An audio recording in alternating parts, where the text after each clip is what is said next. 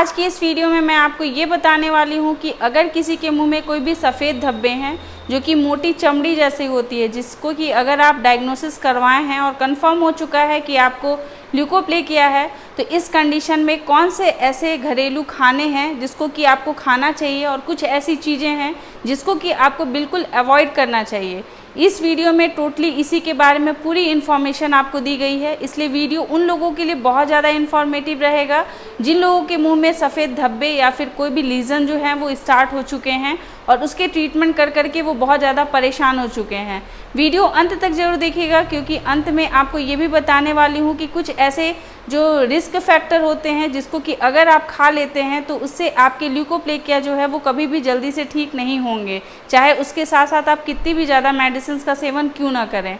इसीलिए वीडियो को पूरा देखने के बाद भी आपके मन में इससे रिलेटेड कोई भी डाउट होता है, कोई क्वेश्चंस आता है, तो कमेंट जरूर कीजिएगा, बहुत जल्द इसका आंसर करेंगे। हेलो दोस्तों, कैसे हैं आप सब? मैं आपकी डॉक्टर ज्योति पांडे।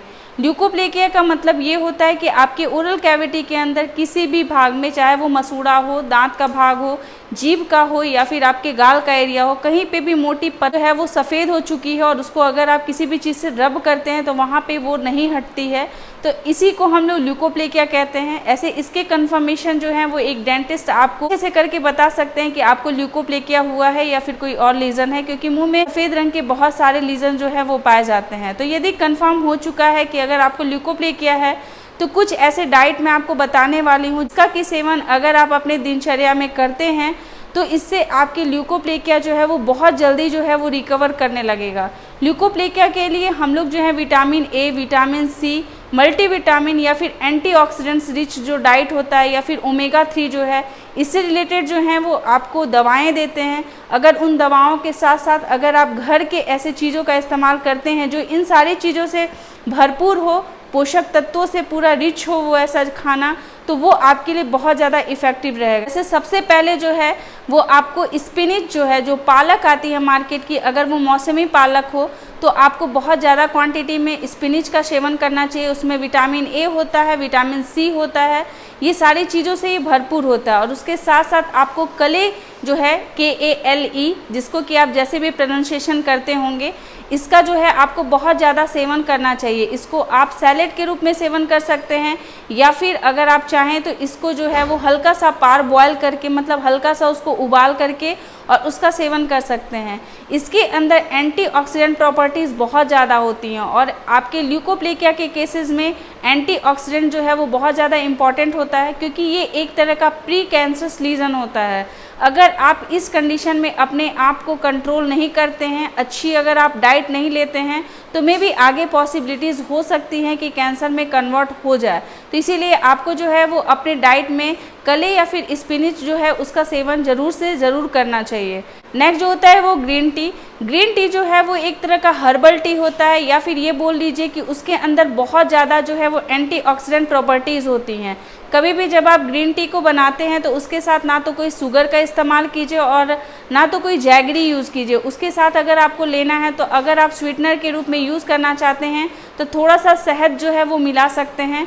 उससे जो है वो ग्रीन टी और ज़्यादा जो है वो पोषक तत्वों से रिच हो जाता है और ये पूरी की पूरी जो है वो एंटीऑक्सीडेंट से भरपूर होता है। इसीलिए आपको दिन में कम से कम 2 कप ग्रीन टी का तो लेना ही चाहिए। ल्यूकोप्लेकिया के लिए बहुत ज़्यादा इंपॉर्टेंट होता है वो होता है ओमेगा 3 फैटी एसिड।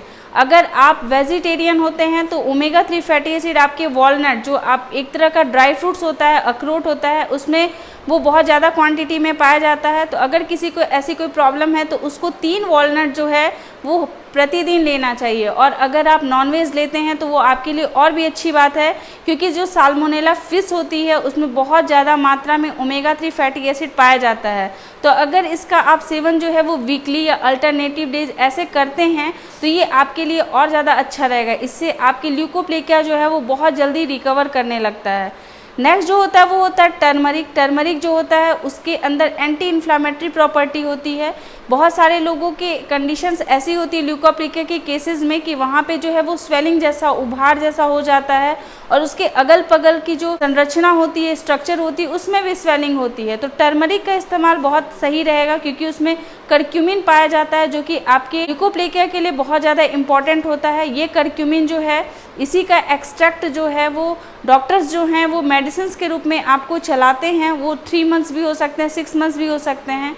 हम इंडियंस डाइट जो लेते हैं उसमें टर्मरिक बहुत ज़्यादा मात्रा में उपयोग करते हैं, बट करने का जो तरीका ये होता है कि जो हम लोग सब्जी वगैरह में यूज़ करते हैं टर्मरिक, वो बहुत ज़्यादा बॉयल्ड हो जाता है या बहुत ज़्यादा पक जाता है। तो अगर आप टर्मरिक टी का उपयोग करते हैं तो ये आपके लिए और ज़्यादा बेनिफिट दे सकता है। या फिर आप टर्मरिक को अपने लीजन के ऊपर लगा करके कुछ देर के लिए वहाँ पे छोड़ दें, उसके बाद गुनगुने पानी के साथ अगर आप उसको निगल जाते हैं, आप बस इसके तरीके को चेंज कर लीजिए। और ये हल्दी का उपयोग जो है वो डेली आप 1 स्पून के आसपास करें, तो इससे आपके ल्यूकोप्लेकिया में काफ़ी फ़ायदा मिल सकता है। विटामिन सी जो होती है वो ल्यूकोप्लेकिया को रिकवर करने में बहुत महत्वपूर्ण भूमिका निभाती है। तो उसमें विटामिन सी जो है वो आपकी जितने भी सिट्रस फ्रूट होते हैं, जितने भी खट्टे फल होते हैं, उनमें ये बहुत ज़्यादा मात्रा में पाए जाते हैं। लाइक आपका संतरा हो गया या फिर नींबू हो गया, इन सारी चीज़ों का उपयोग आप बहुत ज़्यादा क्वांटिटी में करें। इसके साथ साथ आपको बेरीज़ का उपयोग बहुत ज़्यादा करना चाहिए। बेरीज़ में जैसे रसबेरी है,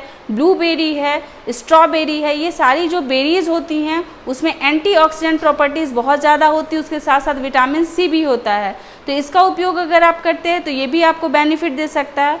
और ख़ासकर जो ग्रेप सी एक्सट्रैक्ट होता है, जो अंगूर के जो बीज होते हैं, उनके इस्तेमाल करने से भी आपको फ़ायदा मिल सकता है।